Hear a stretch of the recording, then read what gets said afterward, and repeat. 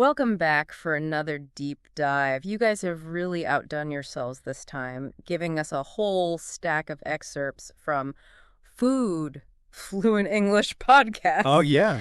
And let me tell you, after digging into this material, I'm officially hungry for, well, knowledge and for dinner. But seriously, it's not just about what to eat. It's way more than that. Right. It's about food's impact on like everything, history, culture, even like science and just our everyday lives. Yeah, it's really incredible how something so basic has had such a huge influence on who we are. I know, right? So are you ready to like rewind all the way back to the beginning? Let's do it. Take us back to the very start. All right, so like picture this. Yeah. Early humans, right? We weren't always the sophisticated foodies we are today. No, definitely not. I mean, back then it was all about survival. Hunter-gatherers, constantly on the move, searching for food. So what was on the menu back then? I mean, were they like gourmet chefs? Not quite. Yeah. Think more along the lines of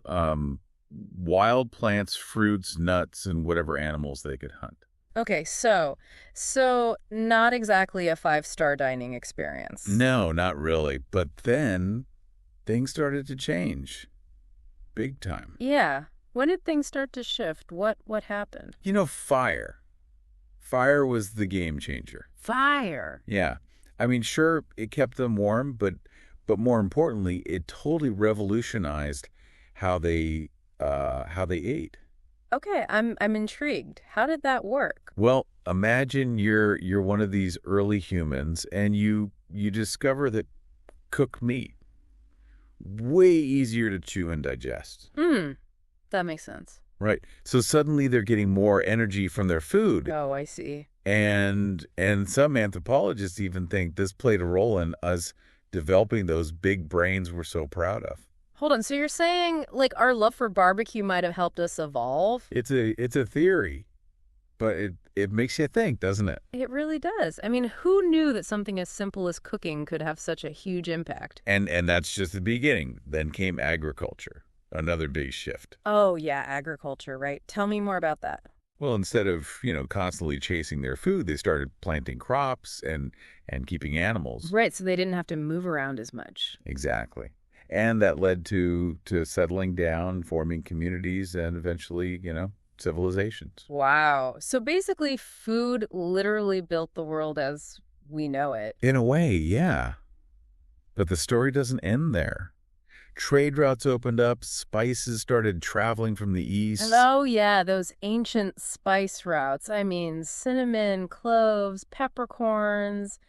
Talk about exotic flavors. Right. And it wasn't just about taste. It was about connecting different cultures, Right. influencing how people ate all over the world. It's amazing how food has always had this power to bring people together, even back then. Absolutely. And then, boom, the Industrial Revolution hit. Canned goods, mass production, that must have been a huge change. It was. Suddenly food became more accessible, more variety, but it also marked the beginning of processed foods, which, is a whole other story. Yeah, we'll have to dive into that later. Definitely. But the point is, food never stays the same. It keeps changing, evolving right alongside us. That's a good point. And now, I mean, look at us. We have this incredible variety, abundance of food from literally all over the world. It's mind-blowing. I know. But before we get lost in all those delicious flavors, let's take a step back and look at the science behind every bite. All right, so let's get down to the biology. What exactly happens when we eat something? Well, you can think of our digestive system as this amazing disassembly line, right? We take in food and our bodies get to work breaking it down into all those essential components, carbohydrates, proteins, fats. Vitamins, minerals, the whole shebang. Exactly. So it's not just about filling our stomachs. It's about giving our cells the fuel they need. Right, so that they can actually, do their jobs and keep us going. Exactly. Which brings us to the link between diet and health. It's pretty clear, wouldn't you say? Oh, yeah. I mean, what we eat, it has a direct impact on how we feel, how our bodies function. It just makes sense. Right. It's like You wouldn't put, low-grade fuel in a high-performance car, would you? No way. That would be a disaster. Exactly. So think of those fruits, vegetables, lean proteins, and whole grains as the premium fuel for our bodies. Okay, so we're talking about like the good stuff. Lots of nutrients, vitamins, antioxidants, all that jazz. Exactly. And on the flip side, too much processed food, added sugars, unhealthy fats, that's like putting the cheap stuff in your tank. Right. So it's all about finding that balance. Yeah. Making those nutrient-rich choices most of the time, but still, enjoying those treats now and then. Exactly. It's all about making informed choices and understanding that food can either support our health or hinder it. And let's not forget about cooking. I mean, it's more than just making food taste good, right? There's actual science involved. Oh, absolutely. Cooking transforms food in so many ways. Heat breaks down those tough fibers, makes it easier to digest, it kills bacteria, makes it safer to eat. That's interesting. I never really thought about it like that before. And think about all those traditional cooking methods like fermentation, pickling, drying. They all came about to preserve food, make it last longer, and often, even boost its nutritional value. It's incredible how much thought and ingenuity has gone into the way we prepare food throughout history. It really is. But we've talked about food as fuel, as this historical force. What about food as a cultural experience? I mean, it's way more than just sustenance. Oh, absolutely. I mean, every culture has its own unique cuisine, its own way of preparing food. And those traditions, those flavors, they tell a story. It's like a window into a culture's soul. That's a great way to put it. And you can see that so clearly when you look at different cuisines around the world. I know. I mean, take Italy, for example. It's all about those simple, fresh ingredients, bold flavors, family tradition. Right. And don't forget the regional differences, North versus South, each with their own distinct dishes and culinary traditions. Then you have Japan with its focus on seasonality, freshness, that artistic presentation of food. Sushi, ramen, tempura. It's all about respecting the ingredients, highlighting their natural flavors. And in the Middle East, food is all about hospitality, generosity, bringing people together. Hummus, falafel, those aromatic spices. It's all about sharing, creating a sense of community. And India, with its incredible diversity of flavors, spices, and those vibrant colors, it's like a sensory explosion. It really is. And you can see how each culture's relationship with food is so unique, so intertwined with their values, their history, their traditions. It's fascinating. I think we should take our listeners on a little culinary trip around the globe. What do you say? Are you ready for a whirlwind tour of some of the world's most iconic cuisines? I'm in. Where should we start? Let's start with Italy. Perfetto. So when you think of Italian food, what comes to mind? Oh, man. So many things. It's just those simple, bold flavors, fresh ingredients. Like you can practically taste the sunshine in those tomatoes and that aroma of herbs, olive oil. It's like being transported straight to the Italian countryside. It's all about those vibrant tomatoes, that fragrant basil and pasta that's cooked just right. Al dente, as they say. Exactly. And let's not forget the regional differences. You've got the hearty pasta dishes of the north, like creamy risottos, meaty sauces. And then the south is all about lighter seafood and those vibrant, sun-kissed flavors. And of course, pizza. You can't talk about Italian food without mentioning pizza, a global phenomenon that was born in Naples. Right. And to finish it all off, a scoop of gelato, of course. Now let's head south of the border. Ole! Mexican cuisine. It's such a vibrant blend of indigenous and Spanish influences. It really is. And corn, beans, chili peppers, those are like the holy trinity of Mexican cooking. You're right. Those are the staples, and they're the base for countless delicious dishes. Yeah. Tacos, enchiladas, tamales, mole. That's an explosion of flavor. And then you've got those fresh herbs, lime, different salsas. Adds a whole other layer of complexity. And don't forget about the heat. I mean, Mexican cuisine embraces spice, but it's all about balance, right? That perfect mix of heat, acidity, freshness. It's so addictive. It really is. Okay, ready for a change of scenery? Let's hop over to China now. Talk about a land of culinary diversity. I mean, with its vast landscape, its rich history. Yeah, I've always thought of it as almost like different culinary regions within one country. You're right. You've got the lighter, delicate dishes of the south, the hearty noodle dishes in the north, each region with its own distinct style. And there are some key players, right? Soy sauce, ginger, tofu, rice. Oh, yeah, and an abundance of fresh vegetables. Those are the building blocks for everything from a simple stir-fry to an elaborate dim sum spread. Speaking of dim sum, I love that whole experience. It's like a culinary adventure. All those little steaming baskets coming around with dumplings, buns. So much to try. I know, right? And of course, we can't forget about Peking duck with that crispy skin, tender meat, or the fiery kick of Kung Pao chicken. Now you're making me hungry. All right, next stop, India. A land of vibrant colors, those aromatic spices. Ah, Indian food. Yeah. It's a symphony of flavors. Each spice plays a distinct role. Turmeric, cumin, cardamom, coriander, just to name a few. And curry, of course. I mean, there's a curry for every taste bud out there, right? From creamy butter chicken to the fiery vindaloo. Absolutely. And let's not forget about the vegetarian dishes, which are often the stars of the show in Indian cuisine. Lentils, chickpeas, paneer cheese, all those fresh vegetables. It's true. They're transformed into the most delicious curries, stews, side dishes. And to soak up all those flavorful sauces, you have fluffy basmati rice, those different flatbreads like naan and roti. Now, for a touch of European elegance, let's head over to France. A country that's renowned for its culinary excellence, those sophisticated techniques. Ugh, France.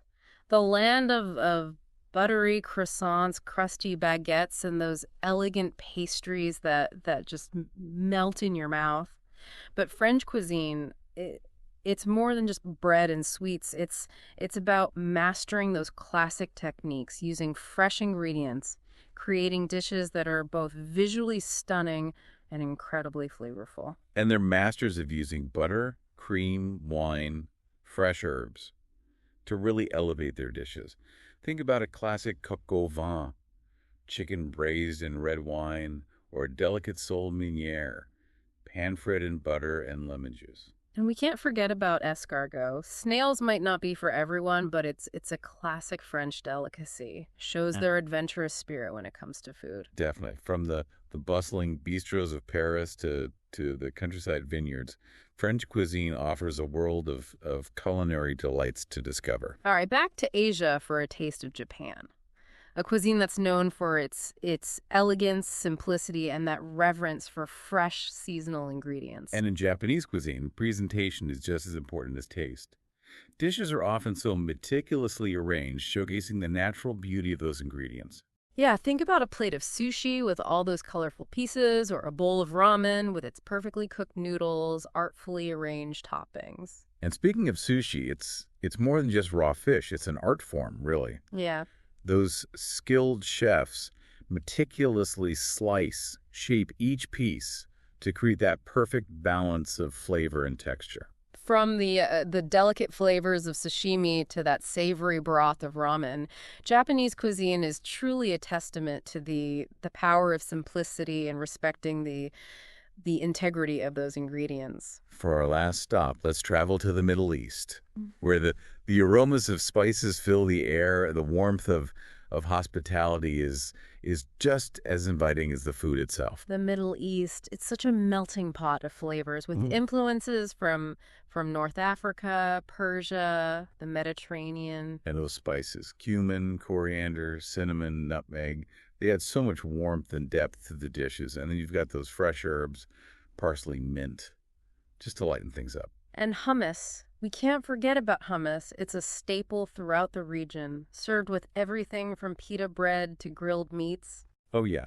And falafel, those crispy fried chickpea patties, another street food favorite that's gone global. And from savory shawarma to sweet baklava, Middle Eastern cuisine offers such a delicious balance of flavors and textures. And one of the things that makes Middle Eastern food so unique is the emphasis on fresh vegetables, grains like couscous and bulgur, and those creamy yogurt-based sauces. It's hearty, refreshing, and perfect for sharing with friends and family. Well, that was quite the culinary world tour.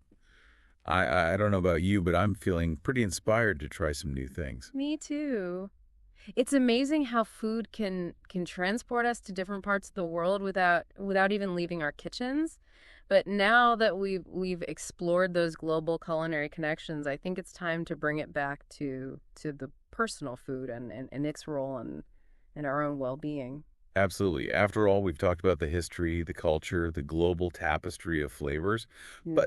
But at the end of the day, it all comes back to how food impacts our own health and happiness. You're right. And that's where the idea of a balanced diet becomes so crucial.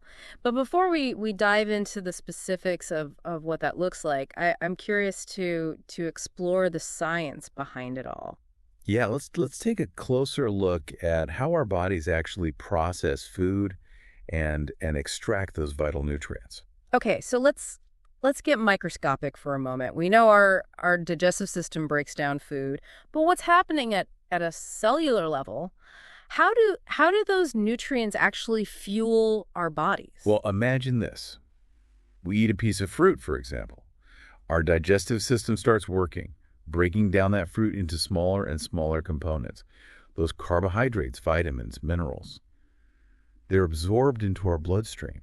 So it's like our blood becomes this delivery system transporting those nutrients to every cell in our body. Exactly. And once those nutrients reach our cells, they're used for a variety of functions, providing energy, repairing tissues, supporting growth and development, Right. even protecting us from disease. So it's not just about calories in, calories out. It's about giving our bodies those specific building blocks that they need to thrive. Right. And this is where the importance of a balanced diet really comes into play. Okay, so a balanced diet. It's like a well-crafted recipe, right? Making sure we get the right amount of all those essential nutrients, carbohydrates, proteins, fats, vitamins, minerals. Exactly.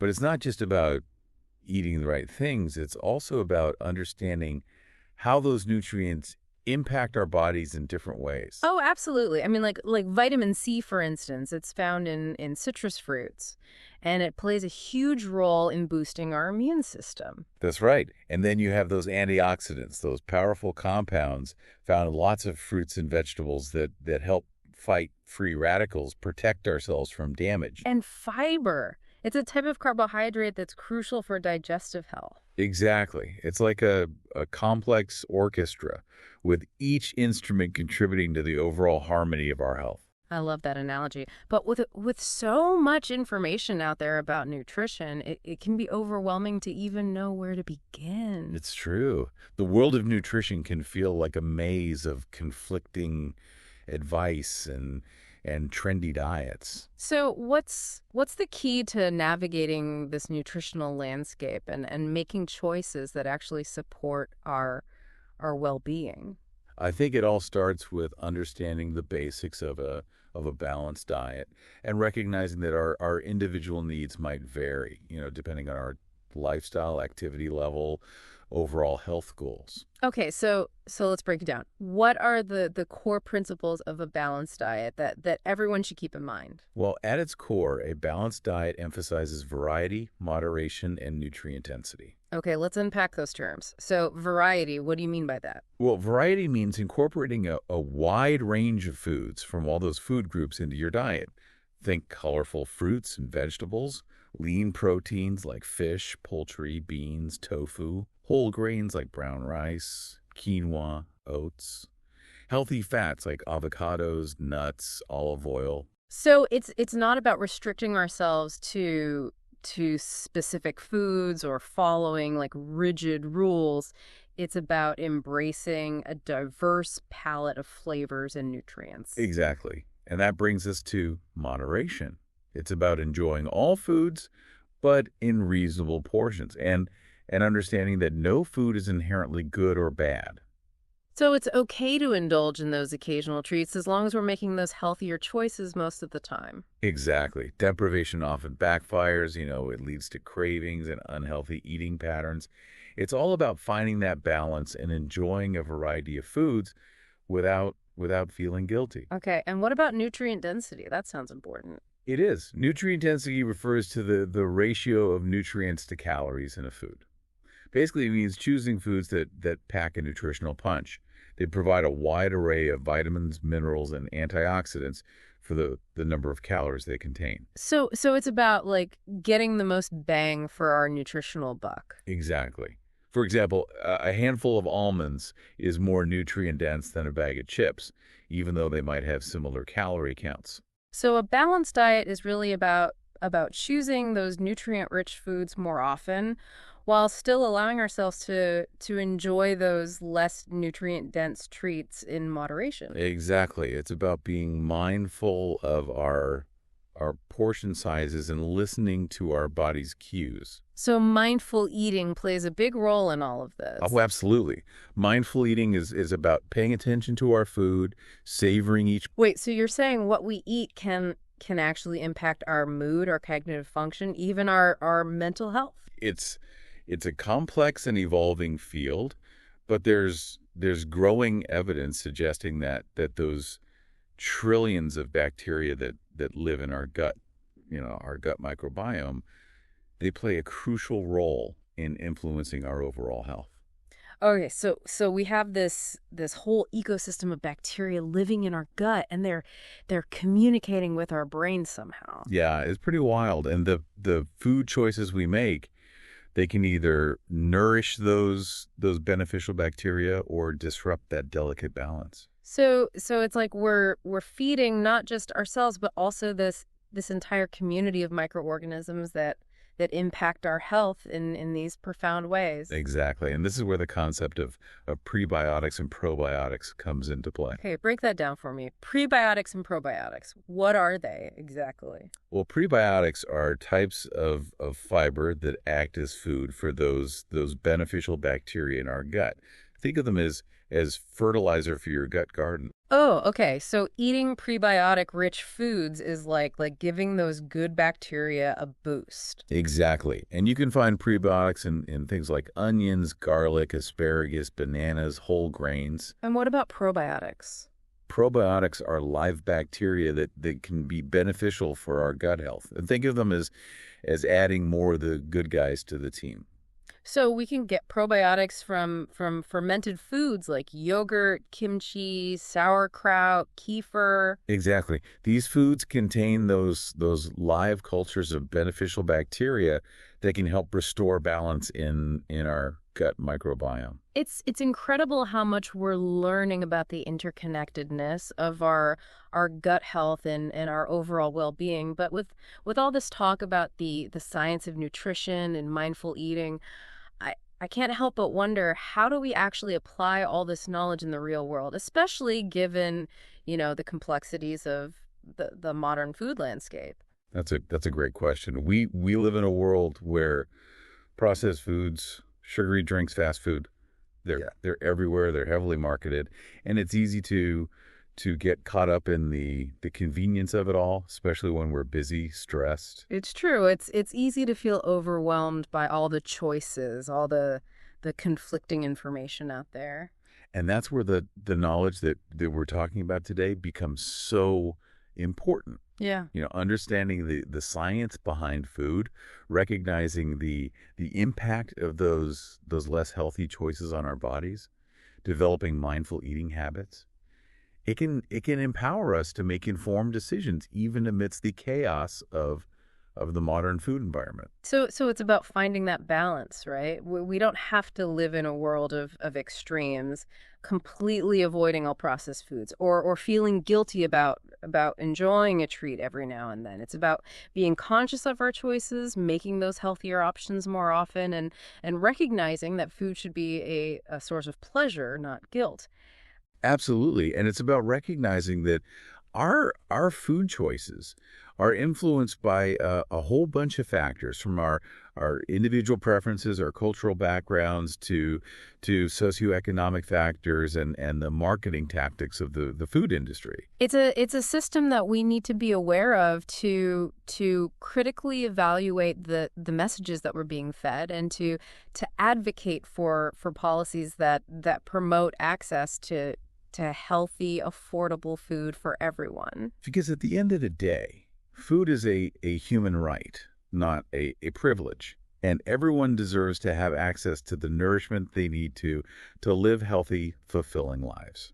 So as we start to wrap up this deep dive into the world of food, I want to leave our listeners with this thought. What we eat has the power to impact not only our own lives, but also the world around us. That's a powerful statement. What do you mean by that? Well, think about the choices we make at the grocery store, at restaurants, even in our own kitchens. Are you talking about the impact our food choices have on the environment and on the people who grow, harvest, and prepare our food? Exactly. By supporting sustainable agriculture, choosing locally sourced ingredients whenever possible, and minimizing food waste, we can have a positive impact on the planet and the communities that sustain us. It's about recognizing that food is more than just something we consume. It's a connection to the earth, to our culture, to each other. And that's a beautiful note to end on. It is. Food is a powerful force that shapes our lives in countless ways. By understanding its history, its science, its cultural significance, and its impact on our well-being, we can cultivate a deeper appreciation for what we eat and make choices that nourish both ourselves and the world around us. Well, that was quite a feast for the mind. We've traveled through time, explored the science of digestion, taken a culinary trip around the globe, and even delved into the complexities of the modern food landscape. I don't know about you, but I'm feeling both intellectually stimulated and quite hungry. Me too. But before we all rush off to raid our kitchens, I want to leave our listeners with a few questions to ponder. What stood out to you most from this deep dive? Were you surprised by any particular historical fact or scientific discovery? Did any of the cuisines that we discussed spark a craving for something new? And most importantly, how can you apply the knowledge you've gained to make more mindful choices that nourish your body and soul? Because at the end of the day, food is more than just sustenance. It's a gift, a source of connection, and a celebration of life. And with that, we'll leave you to digest all this information and hopefully inspire you to embark on your own culinary adventures. Until next time, bon appetit. See you next time. Bye. You know what's fascinating, as we were talking about all these, different global cuisines, it really struck me how much creativity and ingenuity goes into using what you have, local ingredients, adapting to different environments. Oh, absolutely. It's like each culture has its own culinary fingerprint, right? Shaped by necessity and innovation over generations. I mean, think about it. The spices used in warmer climates, often they serve like a dual purpose. They enhance the flavor, but they also act as natural preservatives. Oh, that's so smart. So those vibrant spices in like Indian cuisine or Middle Eastern cuisine, it's not just about the taste. It's also a really clever way to keep food safe in those hotter temperatures. Exactly. And then you have techniques like fermentation, which has been used for centuries to preserve food and create unique flavors. Oh, like kimchi in Korea or sauerkraut in Germany. Yeah, exactly.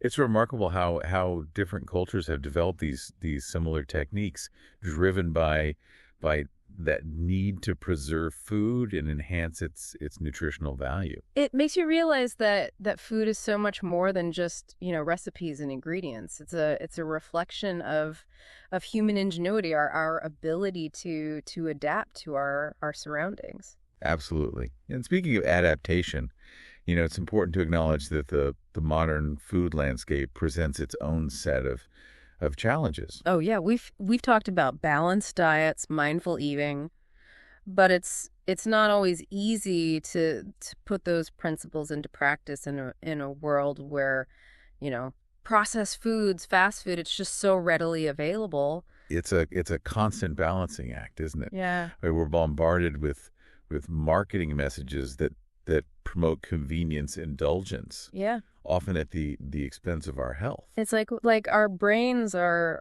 wired to crave those sugary, fatty, salty foods that were once scarce but are now just like abundant and easily accessible. Exactly. Our evolutionary history hasn't quite caught up with the realities of the modern food environment. Mm-hmm. But that's where, knowledge and awareness become such crucial tools. So how do we navigate this nutritional minefield and make choices that actually align with our health goals without feeling, deprived or overwhelmed? Well, I think it starts with understanding the psychology behind our food choices. What do you mean by that? Well, our eating habits aren't solely driven by hunger or nutritional needs. Mm-hmm. Emotions, stress, social influences, even marketing tactics can play a big role in what we choose to eat. So it's not just about like willpower, it's about recognizing those external factors that influence our decision. Exactly. Have you ever noticed how like grocery stores strategically place those tempting treats right near the checkout line? All the time. It's like they know we're vulnerable to those impulse buys when we're already, tired and hungry. Exactly. And those marketing tactics are often designed to trigger our reward centers, making us crave those foods even when we're not physically hungry. So it's not just about like fighting our own cravings. It's about being aware of those subtle influences that are shaping our behavior. Right. And that's why mindful eating is such a valuable tool. Yeah. It's about paying attention to those internal cues, Yeah. our hunger, our fullness, our emotions, and making conscious choices rather than just reacting to external triggers. So instead of mindlessly like grabbing that bag of chips while scrolling through social media, we can pause, ask ourselves, am I actually hungry? And maybe opt for a healthier snack instead. Exactly. It's about bringing awareness to our eating habits. Yeah. And making choices that align with our values, our health goals.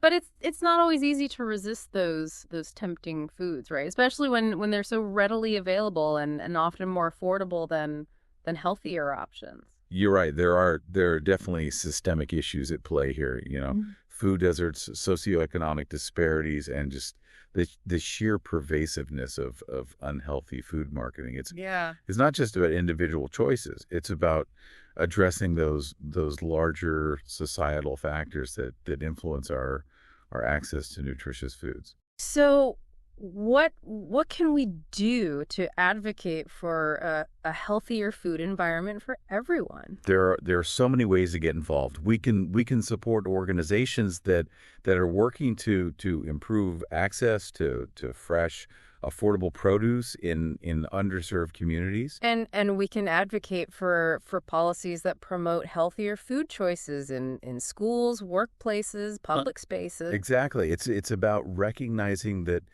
everyone deserves to have access to nutritious foods, regardless of their income or zip code.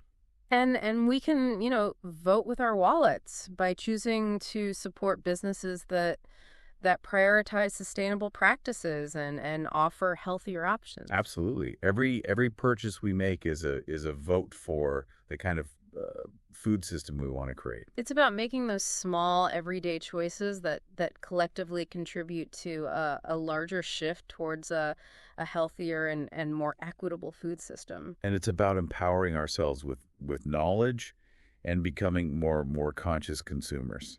Because ultimately, food is more than just, fuel or a source of pleasure. It's a powerful force that connects us to our culture, our environment, and our own well-being. And as we wrap up this segment of our deep dive, I want to leave our listeners with this thought.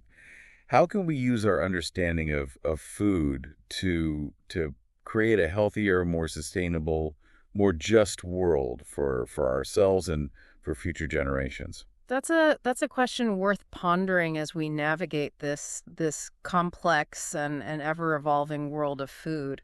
And speaking of navigating, I'm curious to explore another facet of food that often gets overlooked. Yeah. Its impact on our planet. You're talking about the environmental impact of our food choices, right? Exactly. From the way our food is grown and transported to the amount of waste that we generate, our eating habits have this ripple effect on the environment. It's like there's an entire ecosystem behind every bite we take. And it's an ecosystem that's facing increasing pressure from climate change, deforestation, unsustainable agricultural practices. So how do we reconcile our love for food with our responsibility to protect the planet? It's about finding that balance between, indulgence and sustainability. Okay, so let's dive into the specifics. What are some key things we can do to minimize the environmental impact of our food choices? I think it starts with awareness, understanding where our food comes from, how it's produced, the resources required to get it to our plates. So reading labels, researching different, farming practices, maybe even visiting local farms to see firsthand how our food is grown. Exactly. And then we can start making more informed choices at the grocery store. Like choosing locally sourced produce whenever possible. Precisely. Supporting local farmers not only reduces transportation emissions, but it also helps strengthen our local economies. And what about reducing food waste? That seems like a big one. Oh, absolutely. Did you know that roughly 1/3 of all food produced globally is wasted? That's a huge amount. What can we do to minimize our own contribution to this problem? It starts with being mindful of our purchases, planning our meals, using up leftovers creatively. And composting food scraps instead of throwing them in the trash. Exactly. Composting not only reduces, landfill waste, but it also creates this nutrient-rich soil that can be used to grow more food. It's like closing the loop, creating a more sustainable food cycle. And let's not forget about the power of plant-based eating. Oh, you're right. Shifting towards a more plant-centric diet is one of the most impactful things we can do to reduce our environmental footprint. And why is that? Well, animal agriculture is a major contributor to greenhouse gas emissions, deforestation, water pollution. So by reducing our consumption of meat and dairy products, we can significantly lessen the environmental burden of our food choices. It doesn't mean we all have to become vegetarians or vegans overnight, but even incorporating a few meatless meals into our weekly routine can make a difference. Absolutely. It's about finding what works for you and making those gradual changes that are sustainable in the long run. Because ultimately it's not about perfection, it's about progress. And it's about recognizing that our food choices are interconnected with the health of our planet. It's like we're all part of this intricate web of life, and our actions have consequences that extend far beyond, our own plates. And that brings us to another fascinating aspect of food. Its ability to to connect us to our past and shape our future. You're talking about the cultural heritage of food and how traditions are passed down through generations. Exactly. Think about those family recipes that have been, cherished and shared for decades. Yeah. Connecting us to our ancestors, their culinary wisdom. It's like food is this tangible link to our heritage, evoking memories, traditions, a sense of belonging. And it's not just about preserving the past, it's also about shaping the future of food. What do you mean by that? Well, as our world becomes increasingly globalized, we're seeing this fusion of culinary traditions with chefs experimenting with new flavors, techniques, ingredients. It's like a culinary melting pot where different cultures are coming together to create something new and exciting. And with the rise of technology and innovation in the food industry, we're seeing these new possibilities emerge. Like lab-grown meat, right? Vertical farming. Yeah. Personalized nutrition based on our DNA. Exactly. The future of food is full of possibilities, both exciting and challenging. It's both exhilarating and a bit daunting to think about how these innovations will shape our relationship with food in the years to come. It's a reminder that food is constantly evolving, and our understanding of it will continue to deepen as we explore new frontiers. It's a journey of discovery that never truly ends. But before we get too lost in the future, I think it's important to bring our focus back to the present moment and the power of mindful eating. You're right. In a world of distractions, constant stimulation, it's so easy to eat on autopilot. Without truly savoring our food or appreciating the nourishment it provides. So how do we cultivate that sense of mindfulness and reconnect with the simple act of eating? Well, it starts with creating space in our busy lives for mindful meals. What do you mean by that? Turning off our phones, stepping away from our screens, and truly being present with our food. And engaging our senses, noticing the colors, the aromas, the textures, the flavors of our food. Exactly. And chewing slowly, savoring each bite, paying attention to our body's cues of hunger and fullness. It's about treating each meal as a ritual, a moment to pause, to nourish ourselves and to appreciate the abundance that surrounds us. And it's about cultivating gratitude for the food we have, the people who grew it, prepared it, the earth that sustained it. Because ultimately, mindful eating is not just about food. It's about cultivating a deeper connection to ourselves, our community, and our planet. And it's a practice that can bring, more joy, balance, and nourishment into our lives. Well said. Now, as we move towards the final segment of our deep dive, I wanted to take a moment to reflect on everything we've explored so far. It's been quite a journey, hasn't it? From the origins of cooking to the future of food, from the science of digestion to the art of mindful eating. We've covered a lot of ground. But through it all, one thing has become crystal clear. Food is more than just sustenance. It's a powerful force that shapes our lives, our culture, our world.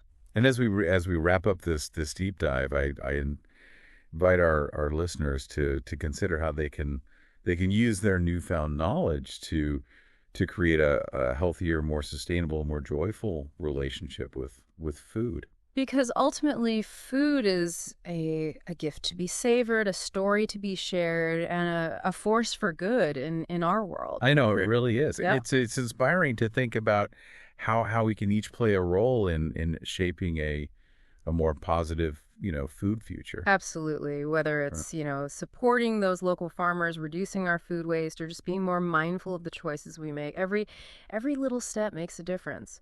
But before we wrap up this incredible deep dive, I want to go back to something you mentioned earlier, the future of food. It's both, exciting and a bit unsettling to think about how technology and innovation are changing the way we produce, consume, even think about food.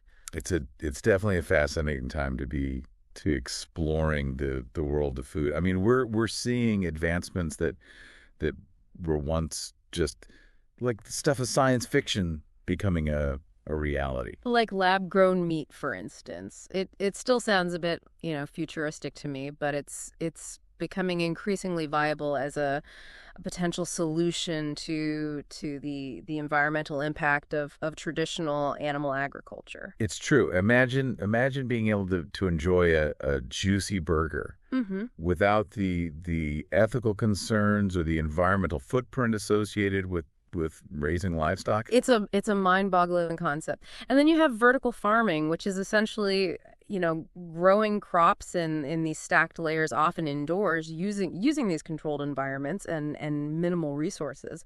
It's a fascinating approach that could really revolutionize agriculture, especially in those urban areas where land is so scarce. And it could also help, reduce transportation emissions and the reliance on pesticides and herbicides. Exactly. And then you have, personalized nutrition, which is becoming increasingly sophisticated with all the advancements in DNA testing and data analysis. So you're saying that we might one day have customized diets tailored to our individual genetic makeup. It's a real possibility. Imagine receiving those personalized recommendations for the specific foods, the nutrients that your body needs to thrive based on your unique genetic profile. It sounds both incredible and a bit, intrusive at the same time. It definitely raises, some ethical questions about data privacy and access to these technologies, but it also holds the potential to revolutionize healthcare and empower individuals to take control of their well-being. It's clear that the future of food is full of possibilities and challenges. And it's up to us to engage in these conversations, to think critically about these advancements, and to shape a food future that benefits both humanity and the planet. Well said. It's been an incredible journey exploring the world of food with you. The pleasure was all mine. And I hope our listeners are feeling as inspired and informed as I am. So, dear listener, as we reach the end of this deep dive, I encourage you to reflect on everything we've discussed. Think about the history of food, the science behind every bite, the cultural tapestry of flavors, and the impact of our choices, not just on our own well-being, but on the health of our planet. And most importantly, continue to explore, to ask questions, and to savor every bite along the way. Because the world of food is a never-ending adventure, full of delicious discoveries, fascinating insights, and the power to connect us all. And on that note, we bid you farewell. Until next time, happy eating.